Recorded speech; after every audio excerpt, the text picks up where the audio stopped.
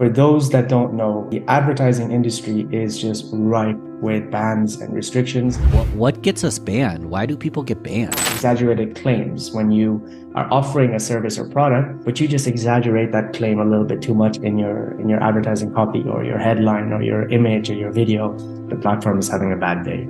And these are called false positive bans. Instead of using that before after image, use a GIF. And if that's in the description, it could just like be from the before I'm to the taking after. notes. Exactly. They don't have the priority support like we do. We have a direct line of access to reps. You get paid in proportion to the level of problems you solve. The bigger the problem, the more you can get paid. You're listening to the Real Business Connections Network. Real Business Connections Network. Powered by Balbert Marketing, LLC. Subscribe now and check us out at realbusinessconnections.com. Enjoy the show. Welcome everyone once again to 15 Minute Friday. Easy to implement business tips for busy people who want to learn more and do better in the shortest amount of time possible. I'm your host, Ben Albert. I know that hungry business people like yourself are busy, so let's get right into it. I have Rohaan Khan on the show, man. What's going on? How are you? Hey, Ben. Thanks a lot for having me. It's a pleasure to be here. The intro for anyone who's under the rock and hasn't met him yet, he is a entrepreneur, investor, philanthropist, CEO, and founder at OrangeTrail.io. OrangeTrail is the leading service provider for whitelisted agency accounts for Facebook, Google, TikTok, Snapchat, Twitter, Bing, anything you can imagine. And at the end of the day, he's just kind of an expert on dealing with advertising bans. And if you're going to go out there and advertise, make sure that you're compliant, I imagine. Do I kind of have a gist, or tell me exactly what you do? Yeah, you kind of nailed it on the head there. And we help businesses, small and large, with their compliance issues. And for those that don't know, the advertising industry is just ripe with bans and restrictions. And there's such little support out there for the advertisers that, this is really helping a huge pain point in the industry. Yeah, I've got personal questions, but this is going to be for everybody. I always start with a quote so we can kind of set a stage for our conversation. What would you like us to hear today? One of my favorite quotes is, "You get paid in proportion to the level of problems you solve. The bigger the problem, the more you can get paid." Now, that is the foundation on which Orange Trail was founded. And that is around the advertising bans. It's such a prevalent and huge pain point in the industry. And as a result, there was very little support out there. So that would probably be my favorite quote. So, first off, love the quote and hate advertising bans as a marketer. So this is a personal question, but I think it's going to help everybody.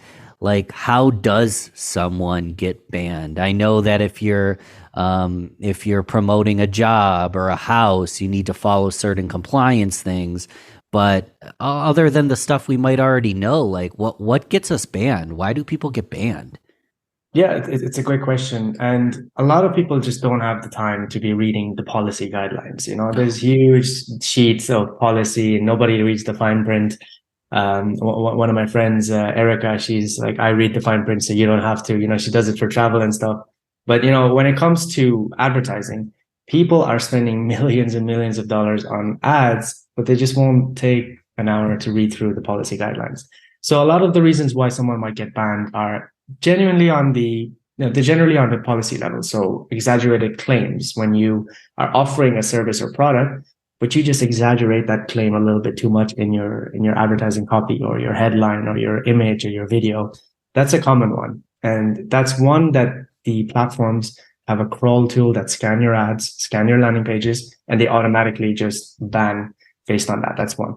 It doesn't always have to be a ban. It could be a disapproval of the ads, but too many disapproval of the ads will lead to a ban ultimately. Another can be, in terms of excessive skin or like sexualization in the ads. And that's one people are like, well, I have a lingerie brand. How am I going to advertise? Yeah. So these are little subtle nuances around such niches. We have CBD, we have melatonin, vape. So we have like a bunch of niches that are just kind of in that gray zone. And it's all about how do you actually go past that, threshold of getting the ad approved.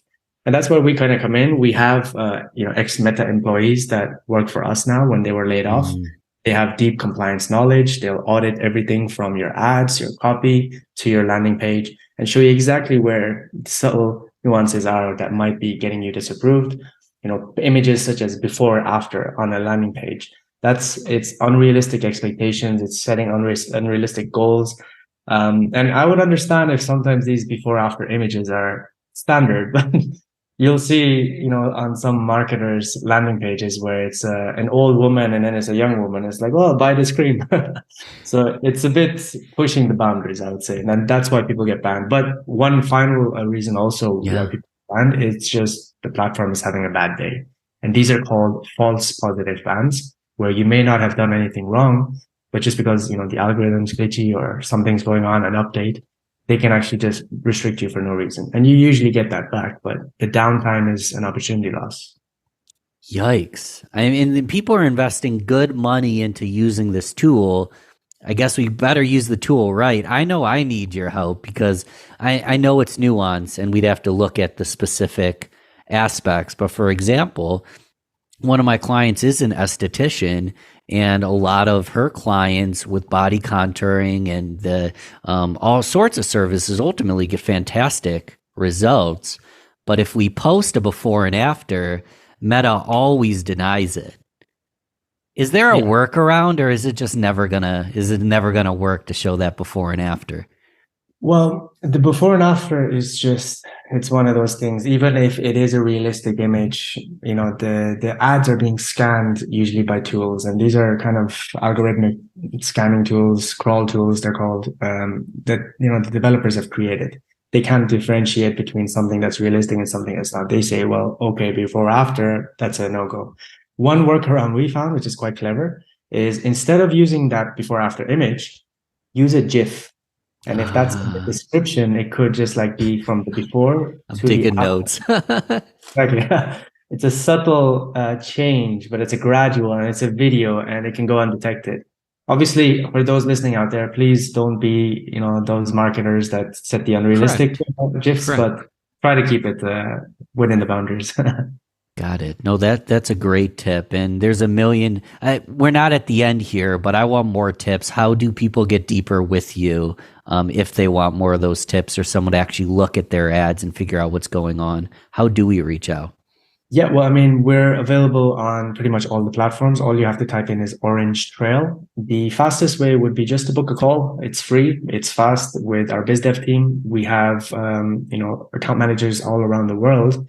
And we're one of the only agencies that provides 24/5 support from Monday to Friday. So you can reach out to us at orangetrail.io, book a call, show us what is your issue. If it's a landing page, your ads can't get approved, our team will help you. They'll tell you exactly where the issue is. And then if you need, we can provide you whitelisted strong ad accounts to advertise. If you don't need, great. We're happy to help because we know in the long term, even just free help, it will come back because this issue is so prevalent that ultimately you have to have support to scale your business. You just can't do it alone anymore. Agreed. And that's in the show notes. The For Dummies version, what does it mean when you're waitlisted? When your ad account is waitlisted, it means you've just been kicked off. You're not allowed to. How does that work? So great question. And some people, they don't understand what is an agency account compared to a standard account. Well, everyone has access to a standard ad account. You go to your mother's, your dog's, your aunt's Facebook page. You can check the ads manager and everyone has access to that. However, these ad accounts are standard and they have limitations. For example, the spend limits. You would be looking at a ceiling of $20 a day initially, then 50, then 100. And that spend limit can last weeks until you have enough successful billings. Another limitation of standard accounts is that they don't have the priority support like we do. We have a direct line of access to reps that can get you an answer within 24 hours from people who actually know what they're doing. The ad accounts, they just are much easier to get blocked if they're standard. But then the agency accounts, these are whitelisted, pre-vetted accounts from Meta or Google or TikTok or Snapchat, authorized sales partners. And these ad accounts are green status in a way, which means that they just don't go down as easily. And in the rare event that they do go down and they get banned, we can get it back within 24 to 48 hours just because we have that priority support with the appeal. And what's crazy is that we have advertisers, who be our mom and pop shop, small time. And then we also have $40 million brands using our ad accounts. So the spectrum is quite large. And that will kind of show you that this issue is just so widespread across the board. Yeah. And if I'm coming to you, are you creating the ads as well? Or are you more just dealing with the whitelisted banned accounts, like that kind of modification? You've got that specific niche. I'm glad you asked that question, Ben, because a lot of people think, well, will you create the account for us and you run the ads? Well, no, we don't actually run the ads. We leave that to you. We do have media buyers that can help. It's a separate service. However, we just provide you the ad account, and then it's a constant maintenance process as well, because they need to be funded like a prepay phone. So it's a prepay model. You put funds on it and you spend it on data, text messages. Same for the ad account. It's a constant process of topping up. We add and remove. If you need any users, we constantly update it. We have a dashboard that shows you the spend and everything. So we just provide you the ad account. Additional services aside from that, we have many. We can help optimize your pages, offer media buying services, but they're only upon client's request. I actually kind of prefer that. A lot of agencies, when I fell into this, and I've actually been trimming down my services. When you try to offer everything, you end up not doing a good job at anything. Right. So you guys are the best at this, but then you have referrals you can give if someone does need additional help. That's the way it should be done. How do you land into this gig? Because again, everyone wants to be the guy running the ads. You're almost like the saving grace coming in when something goes wrong. Well, where'd you get the start in this part of the industry? Right. So this is the beautiful story behind all of this.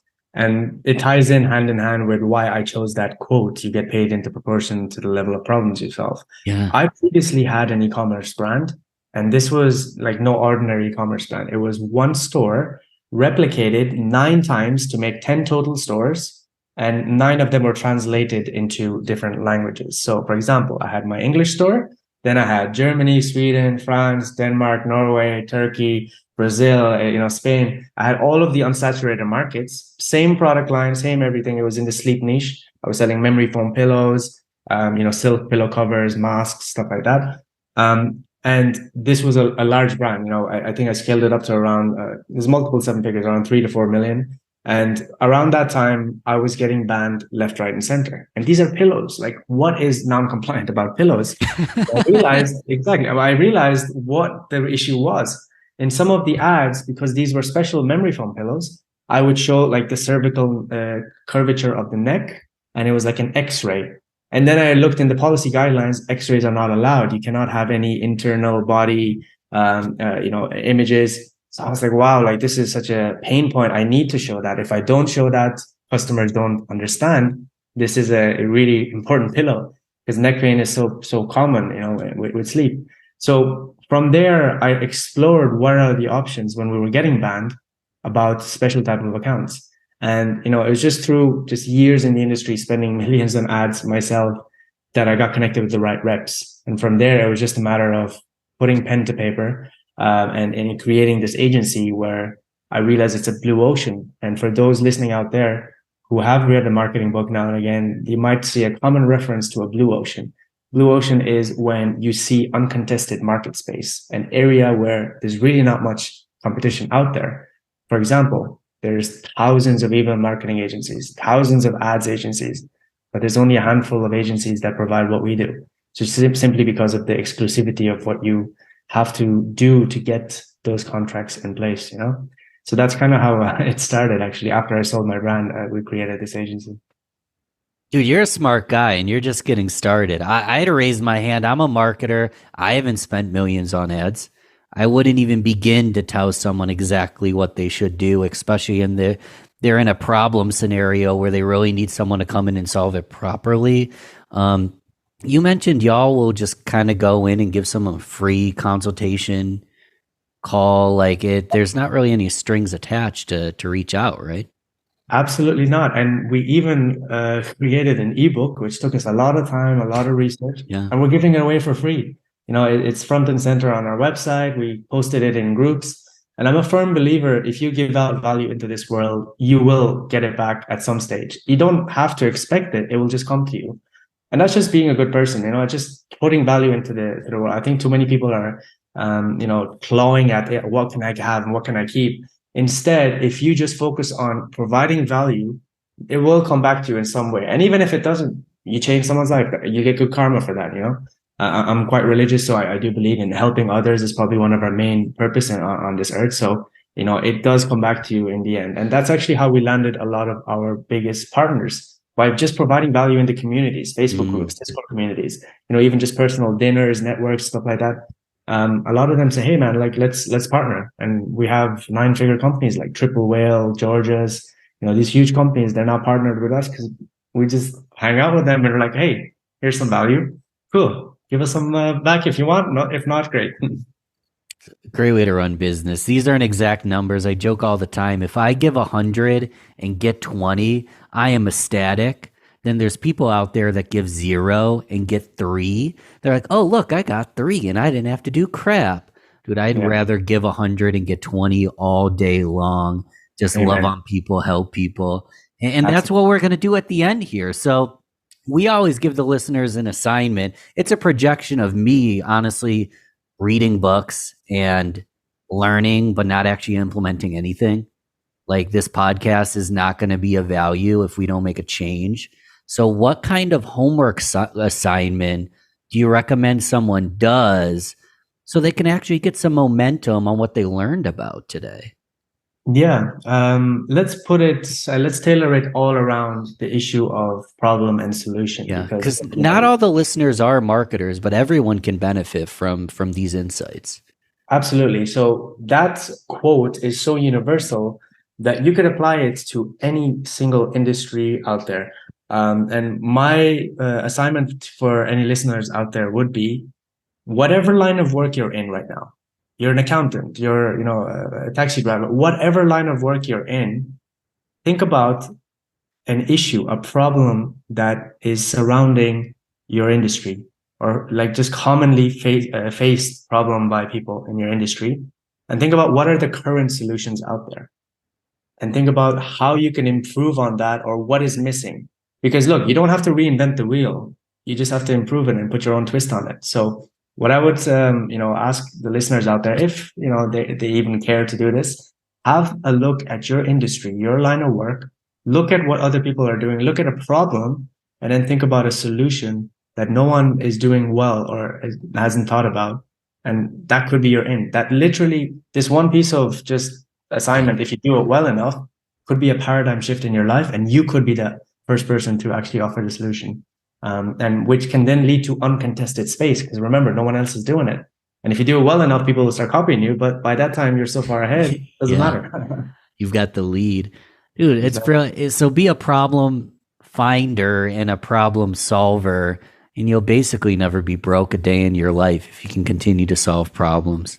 Absolutely. That's the best piece of advice I could give to listeners out there. Oh man, dude, these episodes go by so quick. I appreciate your time.